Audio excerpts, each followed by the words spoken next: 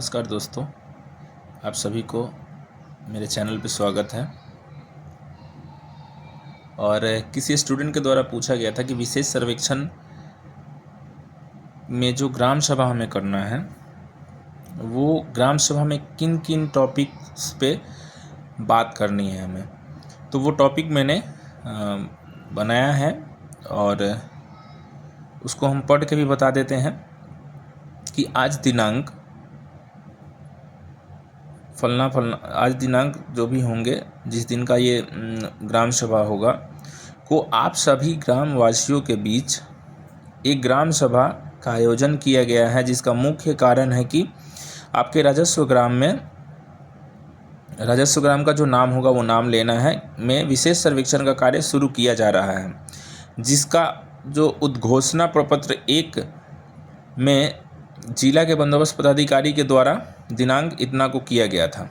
आप सभी को इस विशेष सर्वेक्षण नाम से ही स्पष्ट है कि इस सर्वेक्षण में कुछ विशेष हैं। जैसे आपको वर्तमान में जो आपका मेढ़ बना हुआ है उसके अनुसार जो है हवाई सर्वेक्षण एरियल फोटोग्राफी के द्वारा नक्शा तैयार किया गया है, और हम लोग उसमें उस नक्शा के अनुसार जो है आपके प्लॉट पर जा कर के घूम करके और आपके दखल के अनुसार उसका नक्शा तैयार करेंगे। हो सकता है कि जो नक्शा हमें मिला है उसमें 3 भाई का हिस्सा हो, किसी एक पॉलीगॉन में 3 ही भाई का हिस्सा हो और उसमें तीनों भाई का दखल है, तो अलग अलग उस तीनों भाई के नाम से नया प्लॉट हम लोग तैयार करेंगे। अब आगे बढ़ते हैं। 3 नंबर टॉपिक में लिखा हुआ कि यह विशेष सर्वेक्षण आपके वर्तमान दखल और कागजी दस्तावेज के अनुसार किया जाना है, जिसमें त्रुटि की संभावना जो है बिल्कुल भी कम है या फिर बिल्कुल ही नहीं है, क्योंकि आपके दखल के अनुसार ही नए खतियान का कार्य किया जाना है। यानी कि जैसे जैसे आपका दखल है उसके अनुसार ही यादाश्त पंजी दर्ज होगा, खेसरा पंजी में उसको दर्ज किया जाएगा और फिर उसी के अनुसार जो है आपका अधिकार अभिलेख तैयार होगा। नए खतियान में आपके नाम को दर्ज किया जाना है, अर्थात पूर्व खतियान जो आपके पूर्वज के नाम से था या अंचल में चल रहा जमाबंदी आपके पूर्वज के नाम से था, वह अब इस सर्वेक्षण के बाद क्या होगा, आपके नाम से दर्ज हो जाएगा। अर्थात एक तरह से जमीनी विवाद को इस सर्वेक्षण में कम किया जाना है। अब आगे चलते हैं कि विशेष सर्वेक्षण पूरे तरह से पारदर्शित है। यह जो विशेष सर्वेक्षण है इसमें सब चीज़ पारदर्शित है, यानी कि जो भी प्रक्रिया है वो क्या है, ऑनलाइन प्रक्रिया है। इसमें किसी तरह का कोई इधर उधर नहीं किया जा सकता है, सब चीज़ पारदर्शित है। आप कहीं भी रह करके इन सब चीज़ों को देख सकते हैं कि अभी कौन सा प्रोसेस चल रहा है विशेष सर्वेक्षण का, आगे अगला चरण कौन सा है, ये सारा चीज़ आप देख सकते हैं। विशेष सर्वेक्षण के सुनवाई प्रक्रिया को आप ऑनलाइन कहीं से भी देख सकते हैं। साथ ही सुनवाई में लिए गए निर्णय को भी आप देख सकते हैं, क्योंकि उसका एक PDF बनता है जिसको सॉफ्टवेयर पे अपलोड किया जाता है। तो उस निर्णय में क्या निर्णय लिया गया है, उस जो आपने दावा आपत्ति किया था, वो सारा चीज़ जो है आप ऑनलाइन देख सकते हैं। आप अपना अधिकार अभिलेख ऑनलाइन देख सकते हैं। आप पूरे गाँव का नक्शा ऑनलाइन देख सकते हैं। उस नक्शे में क्या होगा कि जो भी पॉलीगॉन्स बने होंगे उस पॉलीगॉन्स को छूने से, टच करने से जो है आपको उस पॉलीगॉन के मेन रैयत जो है, यानी कि वो जिनके नाम से वो पॉलीगॉन है, वो खेसरा है, वो रैयत का नाम आएगा, उनके पिताजी का नाम आएगा, उसका रकबा कितना है वो आएगा। ये सारा डिटेल्स आपको वहीं से शो हो जाएगा। यानी कि ज़मीन को अगर ख़रीदना होगा किसी को, तो वो चीज़ छू करके प्लॉट को छूने से मालूम चल जाए कि ये इन्हीं का ज़मीन है, इसमें किसी तरह का कोई त्रुटि की संभावना नहीं होगी। खरीद बिक्री में जो धांधली होता था, लोग एक ही ज़मीन को 2-3 बार बेच लेते थे, वो सब प्रक्रिया जो है बिल्कुल ही नहीं होगा इस सर्वेक्षण के बाद। उसके बाद जो जमाबंदी आपके अंचल में चल रही है तो अंचल में जो भी जमाबंदी चल रही है वो क्या होगा कि आपके नाम से आ जाएगा, पहला चीज़। दूसरा चीज़ कि अगर उसमें कोई भी इस सर्वेक्षण के बाद कोई भी प्लॉट बिक्री होता है तो एक नया नक्शा बन जाएगा, अपने आप एक नया नक्शा बना दिया जाएगा, करेक्शन हो जाएगा उस नक्शे में, और उस नक्शे का जो नंबर होगा वो लास्ट नंबर से अगला नंबर होगा, यानी लास्ट जितना नंबर है उसका अगला नंबर उनका हो जाएगा। यानी कि भविष्य में फिर मुझे लगता है कि सर्वेक्षण की आवश्यकता इस विशेष सर्वेक्षण के बाद नहीं पड़ेगी। आगे बढ़ते हैं कि इस विशेष सर्वेक्षण में निम्न प्रक्रियाएं हैं। अब प्रक्रिया कौन कौन सी है वो एक बार हम लोग जान लेते हैं। तो पहली प्रक्रिया क्या है कि प्रपत्र 2 और 3 का संधारण एवं सॉफ्टवेयर पे अपलोडिंग। आपके द्वारा जो है जो भी प्रपत्र 2 और 3 दिया जाएगा उसको विशेष सर्वेक्षण के सॉफ्टवेयर पे अपलोड कर दिया जाएगा। यानी कि आप कहीं से भी देख सकते हैं कि आपने जो प्रपत्र दिया है उसको अपलोड किया गया है या नहीं किया गया है। प्रपत्र 3 एक वंशावली का सत्यापन कार्य किया जाना है, मुस्तकिल कायम करना है, त्रिसीमाना का निर्धारण करना है, ग्राम सीमा का सत्यापन करना है, और ये सब जो होगा किसके माध्यम से होगा? ईटीएस के माध्यम से। और ईटीएस के माध्यम से जो हम मेजरमेंट करेंगे तो ईटीएस जो है हमारा त्रुटि नगण्य कर देता है। नगण्य का मतलब क्या? 10 सेंटीमीटर का एरर उससे मिलता है, इससे ज़्यादा आपको 20 सेंटीमीटर का एरर मिलता है, इससे ज़्यादा आपको एरर मिलता नहीं है। 10 से 20 सेंटीमीटर मिलता है, इससे ज़्यादा नहीं मिलता है। अब आगे हम चलते हैं।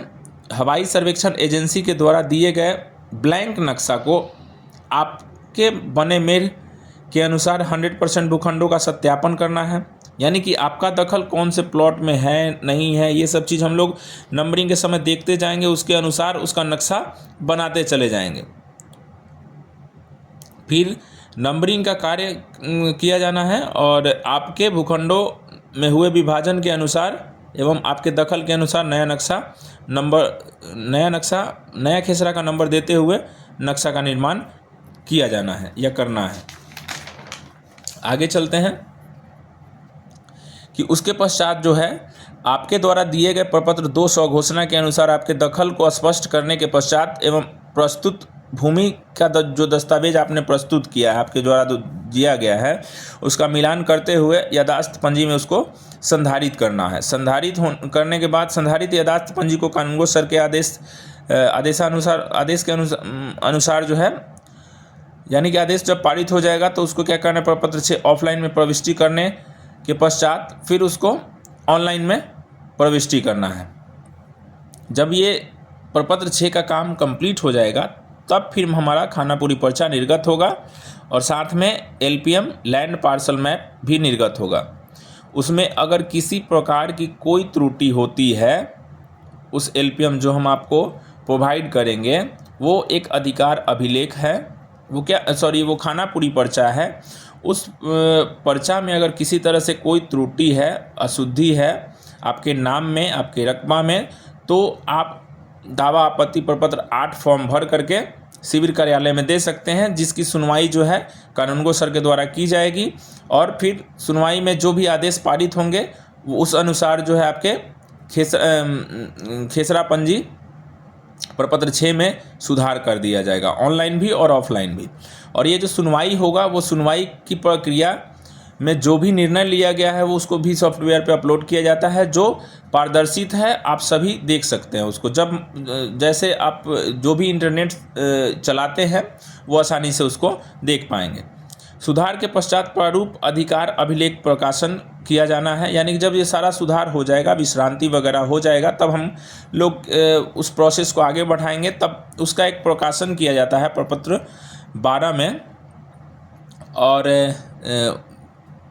चूँकि जो प्रिंट होता है उसमें प्रपत्र 13 लिखा हुआ रहता है, वही हम गांव में जाके चिपकाते हैं, वो सूचना का भी प्रपत्र हो जाता है और सूचित भी करते हैं गांव वाले को कि अगर इस प्रारूप प्रकाशन में, प्रारूप अधिकार अभिलेख में किसी प्रकार की कोई अशुद्धियां हैं तो आप क्या कीजिए कि प्रपत्र 14 में फिर से आप भर करके दीजिएगा।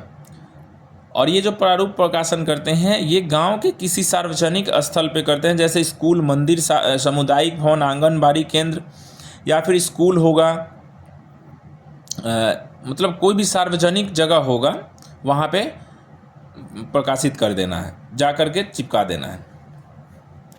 आगे बढ़ते हैं कि प्रारूप अधिकार अभिलेख प्रकाशन के पश्चात भी किसी रैयत द्वारा स्वघोषणा के समय प्रपत्र भरकर नहीं दिया गया था, वह प्रपत्र 14 के माध्यम से एवं जिन रैयत के खेसरा में कोई त्रुटि है, किसी सुधार की आवश्यकता है, तो वो भी क्या करेंगे, दावा आपत्ति प्रपत्र 14 का फॉर्म भर करके शिविर कार्यालय में जमा करेंगे। और फिर ये जो प्रपत्र 14 की सुनवाई होगी वो हमारे सहायक बंदोबस्त पदाधिकारी, विशेष सर्वेक्षण के जो सहायक बंदोबस्त पदाधिकारी होंगे वो उसकी सुनवाई करके और आदेश पारित करेंगे। उस आदेश के अनुसार आपके अधिकार अभिलेख में सुधार कर दिया जाएगा। जब ये प्रपत्र 14 की सुनवाई प्रक्रिया पूर्ण हो जाती है तब अधिकार अभिलेख जो होता है लगान फिक्सेशन के लिए चला जाता है, और ये लगान फिक्सेशन DCLR के द्वारा किया जाता है। उसके पश्चात तो अधिकार अभिलेख प्रपत्र 20 प्रकाशित किया जाता है। जब ये सारा लगान फिक्सेशन वगैरह हो जाता है तो प्रपत्र 20 में अंतिम अधिकार अभिलेख को प्रकाशित किया जाता है। अंतिम अधिकार अभिलेख जो प्रकाशित हुआ है उसके बाद क्या करना है कि अगर उसमें भी कोई त्रुटि है तो आप क्या करेंगे कि प्रपत्र 21 भर करके और जिला के बंदोबस्त पदाधिकारी के पास आप अपना आपत्ति कर सकेंगे, और उसकी जो सुनवाई होगी वो प्रपत्र 21 का सुनवाई करने के बाद जो है प्रपत्र 22 में सूचना दिया जाता है। एक्चुअल में एक गलत लिखा हुआ है, प्रपत्र 23 के माध्यम से प्रकाशित नहीं, प्रपत्र 22 में यहाँ पे कुछ गलत लिखा हुआ है। ठीक है, इस लाइन को मैं काट देता हूँ।